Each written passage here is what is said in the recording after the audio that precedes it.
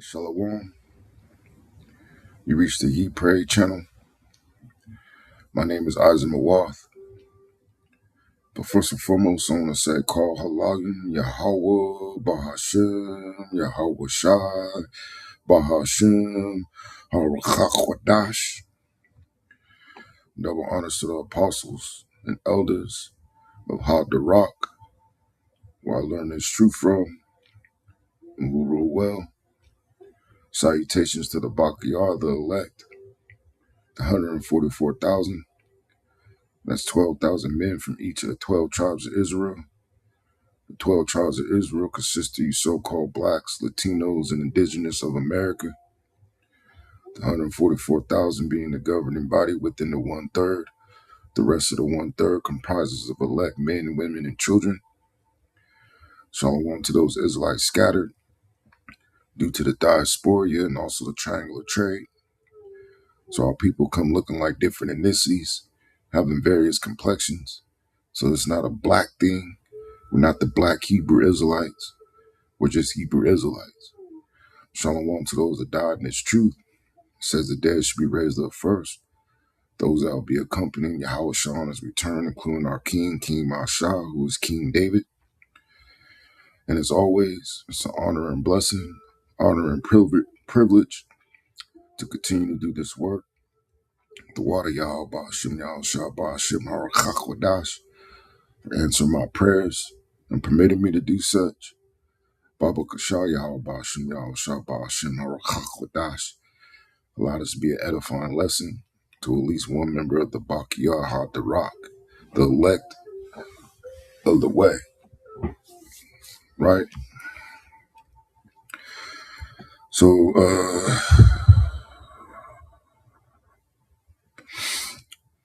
the topic of this video is going to be called, Why Not Stop Second Guessing, right? If you believe in Yahweh Ba'ashim Yahweh Shai and you put up prayers and you fast for certain outcomes, why second guess those outcomes? You have to believe that those outcomes are going to land in your favor, right? So it says the takeaway, the passage in First Ezra chapter 8, verse 50 through 53, so shows Ezra refusing to second guess the Most High. Instead of relying on the king's military protection, he trusted Yahweh through fasting, prayer, and confidence in the covenant. The GMS style breakdown emphasizes, if you already declared your faith, stop wavering. Right, so let's go down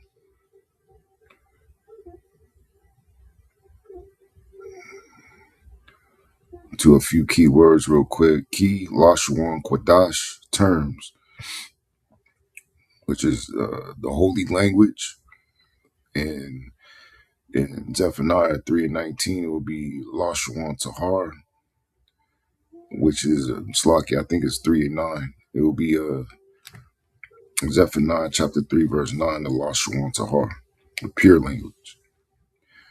But for the name Yahweh, it means he exists or he is, the root Hawa, to exist, to be.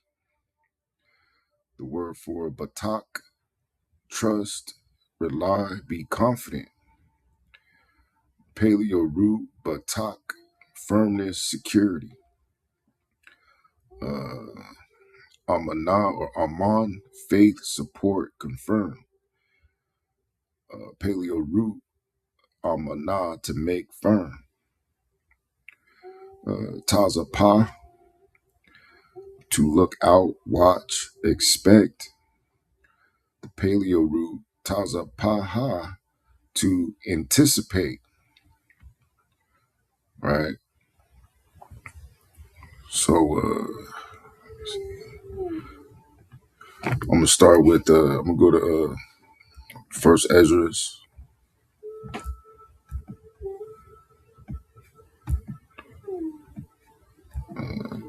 chapter 8.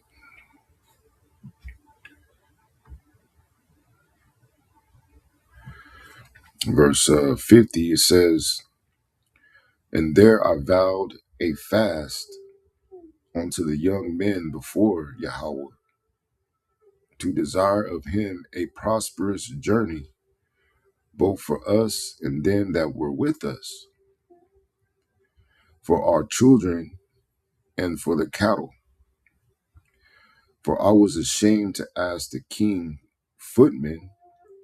Now this king was Artaxerxes, the same one you've seen in the movie 300, you know. And uh, the point is, when you fast and pray and you ask for certain things,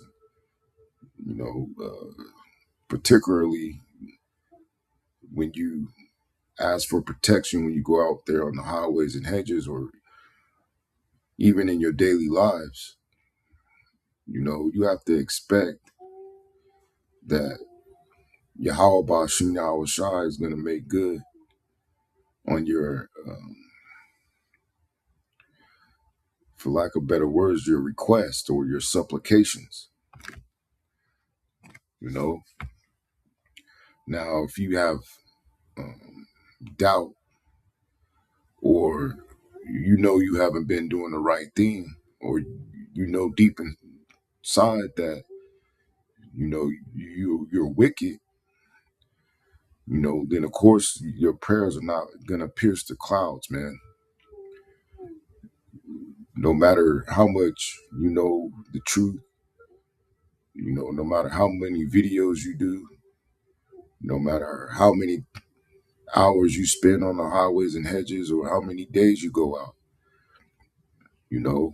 if your prayers are not being answered, then that means your heavens are brass,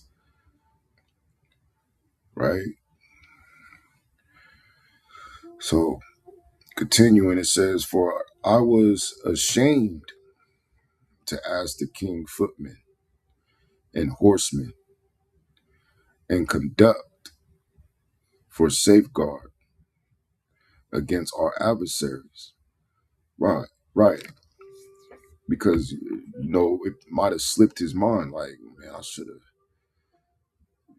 I can't ask Artaxerxes for, uh, an escort, a VIP escort, because I already prayed to Yahweh to guide me, man. Almost similar to you, praying to Yahweh Ba'Shem Yahweh Shai, but then you try to protect yourself through carnal means. You totally disregard Yahweh Ba'Shem Yahweh Shai and his power, and you resort to using carnal means to protect yourself, man. So the Most High put a spirit on Esdras of shame if he asked Artaxerxes for a VIP escort, man. Right? It says, "For we had said unto the king," so he said unto Xerxes, "that the power of Yahweh, our power, shall be with them that seek him, to support them in all ways." So he gave praise and glory to Yahweh, man, that Yahweh was going to make sure that they had safe passage and that they were protected from their adversaries, man. Right? Verse 53, "And again we besought Yahweh as touching these things, and found him favorable unto us." So found who? Yahweh, favorable unto Ezra and the company, right? And they made it. Let me see.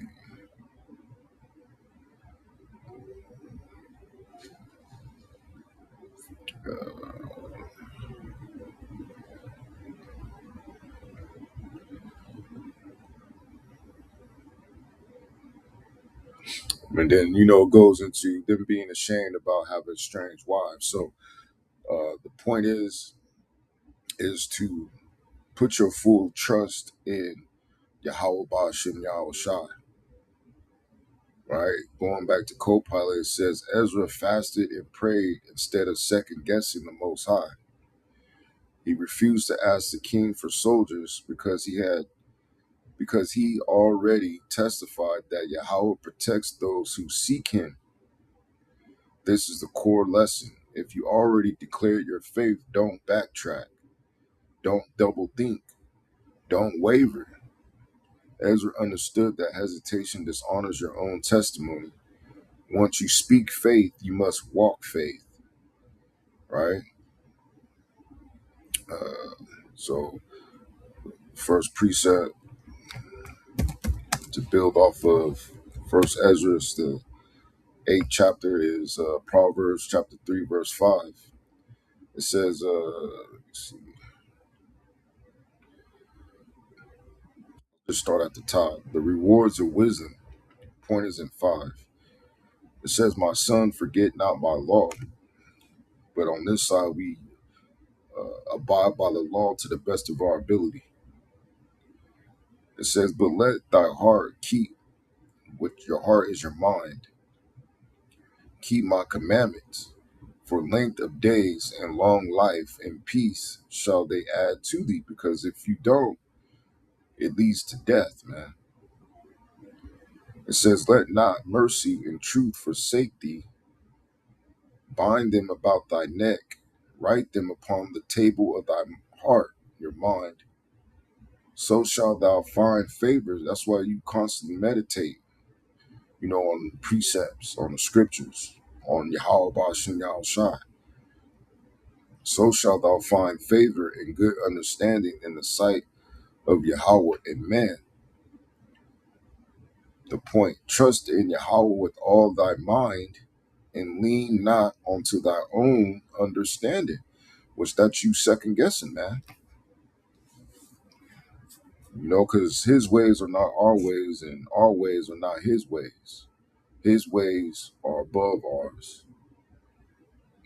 And he sees all things, as do the angels, right? Because we're in the third dimension. Verse 6, it says, in all thy ways acknowledge him, and he shall direct thy paths. So, what Ezra did was he acknowledged Yahweh, to Artaxerxes, that Yahweh was going to be the one that we're going to provide them safe passage. And then what ended up happening? Yahweh directed their paths, right? Verse 7, it says, be not wise in thy own eyes. Fear Yahweh and depart from evil, right? So going back to co-pilot, the key word, batak, trust with firmness, right? Breakdown, Ezra embodied this. He didn't lean on the king's military logic. He leaned on Yahweh's power.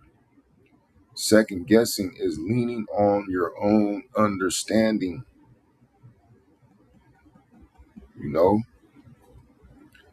So let's go to the book of Ecclesiasticus, or Sirach, chapter 2, which the whole chapter is brilliant. But for the sake of time, I'm going to start at verse, which I brought this out in the previous video. I'm going to start at verse 10 as I did before. So this is Sirach chapter 2, verse 10. It says, look at the generations of old. That's why it says in Job, chapter 8, verse 8, it says, for inquire, I pray thee, of the former age, and prepare thyself to the search of their fathers. Right? And that's you looking at the generations of old. For we are but of yesterday and know nothing, because our days upon earth are a shadow, right? It says, shall not they teach thee and tell thee and utter words out of their heart? And that's why you got to go into history, man, right? You got to be enthusiastic concerning history. So going back to Sirach chapter 2, verse 10, look at the generations of old and see did ever any trust in Yahweh and was confounded, or did any abide in his fear and was forsaken? Or whom did he ever despise that called upon him?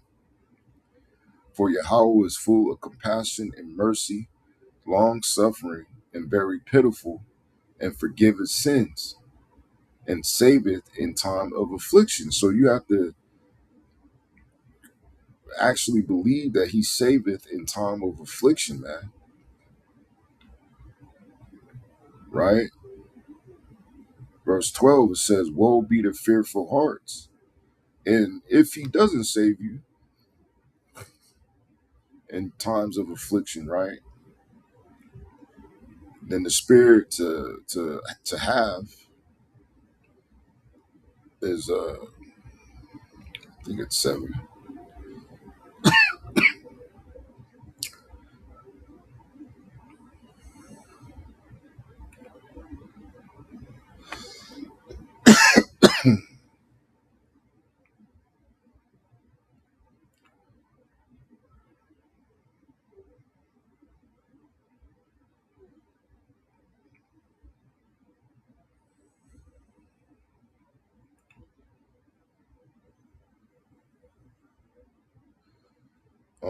Let me make sure because there's a point.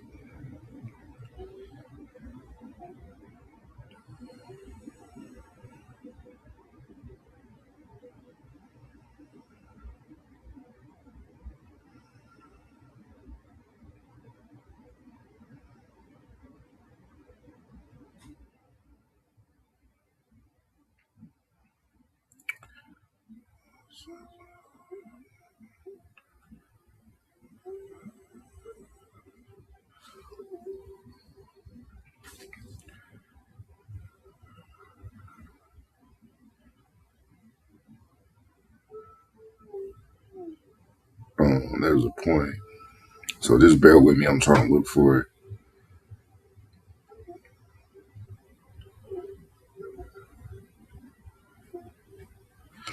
I think it's this one right here. This is Second Maccabees chapter 7, verse 18.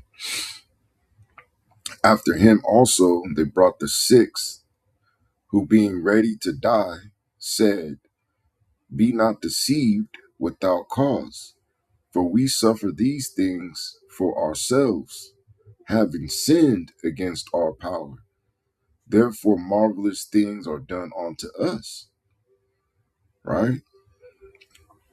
So going back to, if he doesn't save it you in time of affliction, you always have to remember this, and I'll read it again. After him also they brought the six, who being ready to die, said, be not deceived without cause, for we suffer these things for ourselves, having sinned against our power. Therefore marvelous things are done unto us. But think not thou that takest in hand to strive against Yahweh, that thou shalt not, or that thou shalt escape unpunished. You know?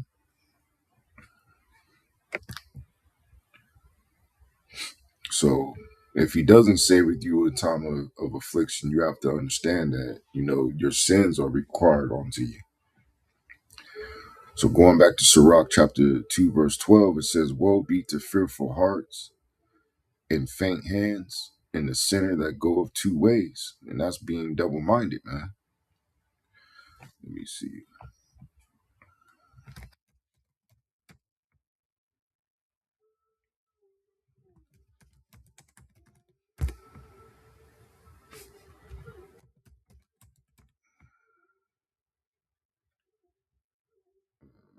Amos and Amos. Right.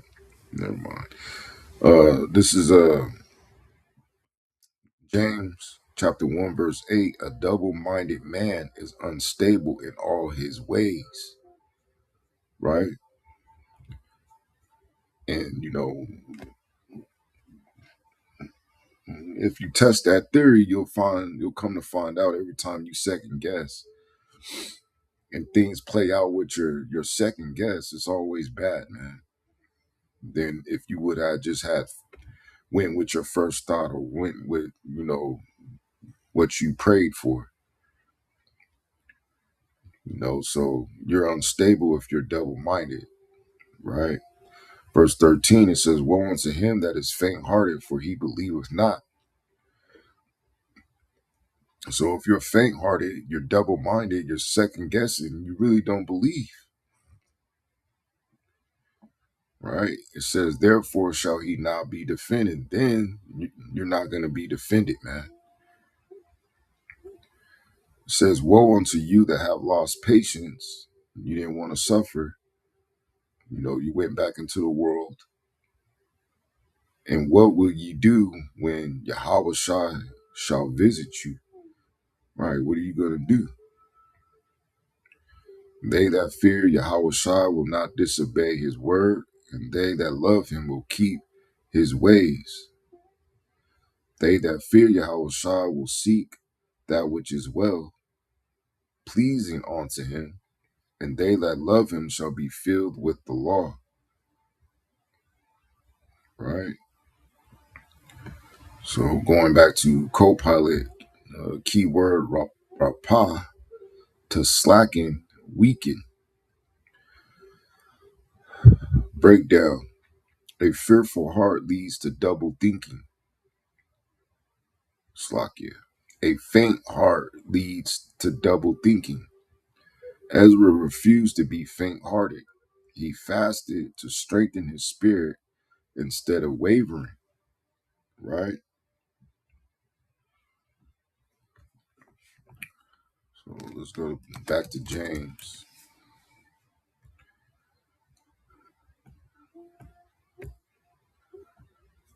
James chapter 1, verse 6, it says, but let him ask in faith. I'm going to start up.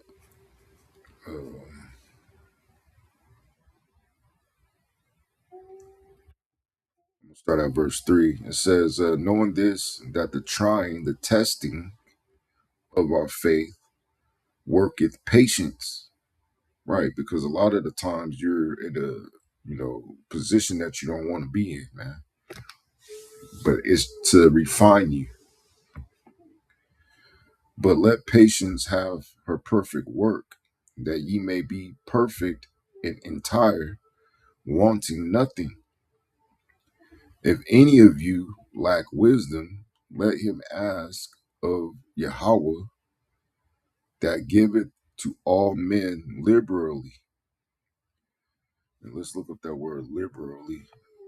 I'll do it in the etymology.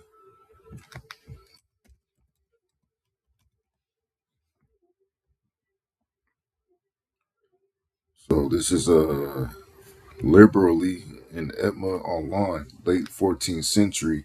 It means generously, munificently, freely. But you have to ask with faith. It says, and upbraideth not. He's not going to upbraid you. And it shall be given him.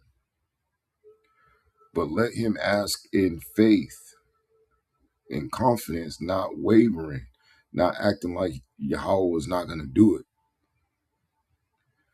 For he that wavereth is like a wave of the sea, driven with the wind and tossed.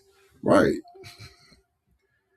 And that's shown through your actions. How you respond to being double-minded, man. It says, for let not that man think that he shall receive anything of Yahweh Ba'ashem Yahushua. Right. So you can't expect to be saved through time of affliction. Or, if you pray for food or to expect food, if you pray for shelter to expect shelter, if you pray for wisdom to expect wisdom, if you pray for more faith to expect more faith, because really you don't have faith in Yahweh Bashim Shah. You don't believe for those things to appear. And once again, it says a double-minded man is unstable in all his ways. And, that's true. I used to always second guess myself until, I really sat down and thought about it, and I came to the conclusion every time I go by my second thought, it's always bad, man. So now, over the course of a few years, um, I just let Yahweh Bashim Shai handle it, man. And I have the firm belief, let his will be done, whether it be good or evil, let his will be done, right? And then I say, Yahweh Sharat Dazah, he leads my path or my path into the paths of righteousness,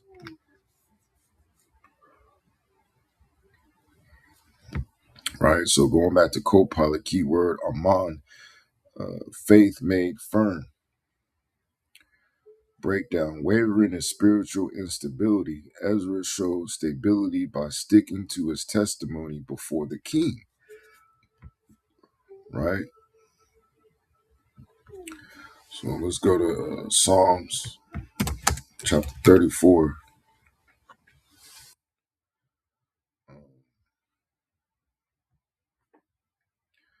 Verse 7, it says, the angel of Yahweh encampeth. So everyone has their own guardian angels, whether you're righteous or whether you're wicked, right? But for the elect, they have, a bigger presence of angels around them, right? It says, the angel of Yahweh encampeth round about them that fear him and delivereth them.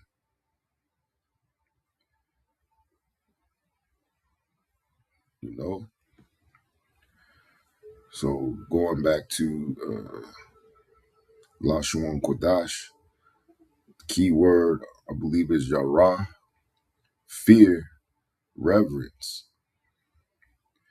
Breakdown, Ezra trusted in angelic protection rather than carnal soldiers, right? So you need to trust in Yahweh Ba'ashin Yahushai. And I like to call them death angels, the Mawaf Allahayim. And I firmly believe that they protect me everywhere I go, man. Even at camp, going to the store, driving on the road, you know, protected by the Mawaf Allahayim. And, sometimes I even boast in that, you know, the the, the protection of Yahweh Ba'ashin Yahushai. I don't have guns. I got a few knives now for culinary purposes, but no knives to, protect myself with, and that's about it, man. Just me and this flesh and the wall of angels. You know, it says Ezra trusted in angelic protection rather than carnal soldiers. Fear of Yahweh removes the need to second guess. So, whether it be good or evil, the fear of Yahweh Ba'ashin Yahushai removes the need to second guess. But a lot of the times, people second guess because there's something that they're attached to in this world, man. And it could be their life, it could be their job, it could be their woman, it could be their children, you know, it could be the quest for money, It could be a plethora of reasons or things that they're attached to that, they don't want to miss out on by dying, if that is the will of Yahweh Ba'ashim Yahushua, man. But when you are fully submitted to the will of Yahweh Ba'ashim Yahushua, you're not entangled in those things, you know? And the more you're not entangled in those things, the more the Most High will bless you with certain things, man. Case in point, King Solomon, he asked for wisdom, knowledge, and understanding to be able to guide Yahweh's people. And through that request, everything else that, the average man desires was added on to him, man. But this is Hebrews chapter 11, verse 6. But without faith, it is impossible to please him.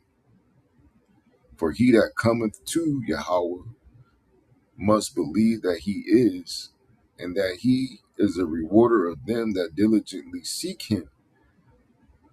So you have to believe he's a rewarder. And if he hasn't rewarded you in your walk, then 9 times out of 10, he's not dealing with you, man. If you can't honestly say that your prayers get answered, even if there are things in your thoughts that you may want, because the Most High knows your thoughts, and from, time to time, he doesn't appease those thoughts, then something's wrong, man. If your prayers don't get answered, something's wrong. That means your heavens are brass. That means you're not of the hopeful Bakiyar.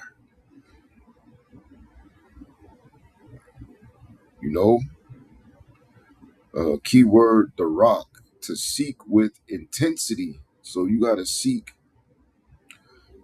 with intensity,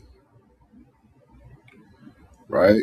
Breakdown. Ezra saw Yahweh through fasting and prayer, and Yahweh was favorable unto us. Diligent seeking eliminates doubt. Maybe you need to do a 30-minute prayer before camp, man. Maybe you need to pray even while you're at camp or wherever you're at. AI commentary. Ezra teaches a hard but necessary discipline. And one thing that I realize as well is, like, when you cast a lot, you need to abide by the lot, whether it lands in your favor or not, man.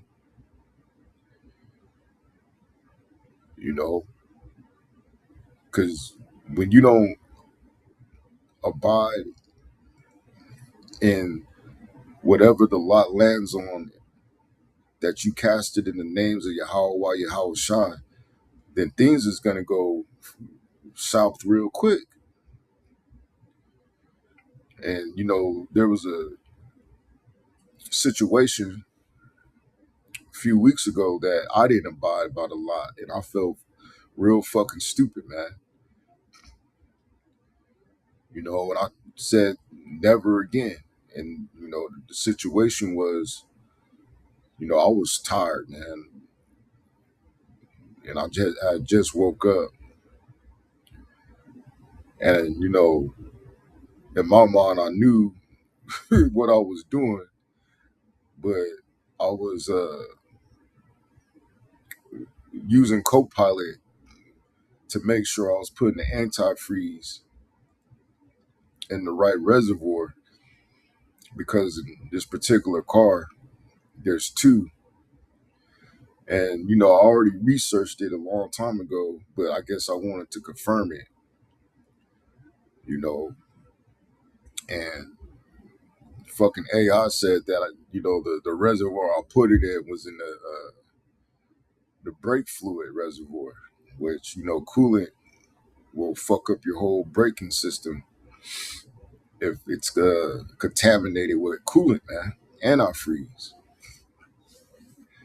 So my dumb ass was all bugging out, and I guess I'm pretty sure it was just a test. And Salaki Yahweh Shimyal shot, man. Um, I had went and casted a lot if I should go to camp because I didn't want to, I didn't want to damage the braking system because who knows, may have cost like close to $1,000 to get a contamination flush, which that's money that I don't got right now. But I had casted a lot, and it said to go to camp, but me second guessing. I eventually I was just like, well, shit. If I go and that shit is contaminated, then that's gonna be even more money that I gotta pay out. So I decided, it might be best not to go. And then come to find out the next day, um, later on, I really did some research and I even used another type of AI. And then I compared the two and had the first AI,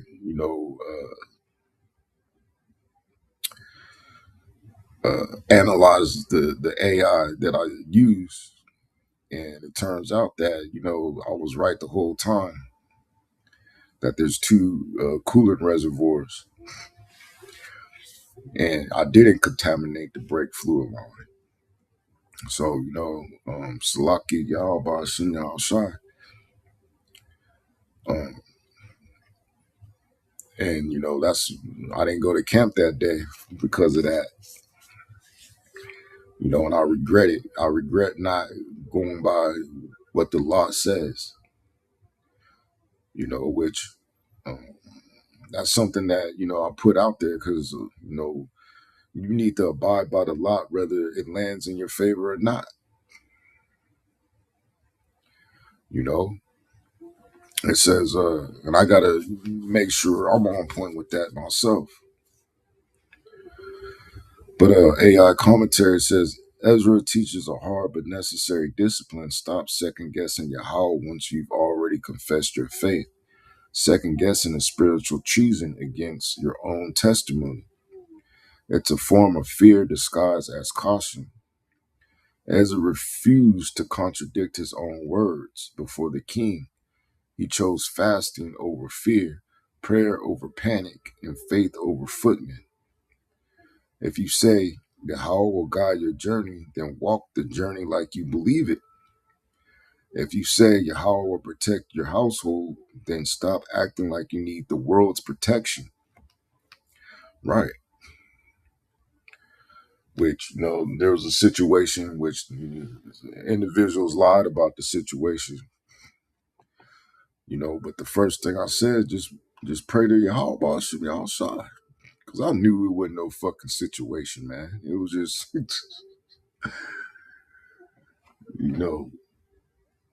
what parents do when they have a daughter, man. That's all. I knew it was what it was back then, man. And I knew nothing was gonna come out of it, but people lie, people make up shit. So I'll just go ahead and let Yahweh Shem Shah deal with that. But it says if you say Yahweh is your strength, then stop leaning on the flesh. Ezra example is simple: declare faith, stand on it, don't waver. Yahweh favors those who seek him without double-mindedness. Right, because then you make him look like he can't do what he say he could do. So with that, I hope at least one brother of the elect was edified.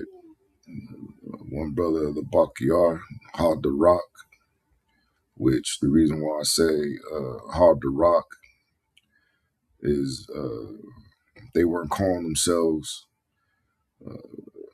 any of these alphabet group names 2,000 years ago.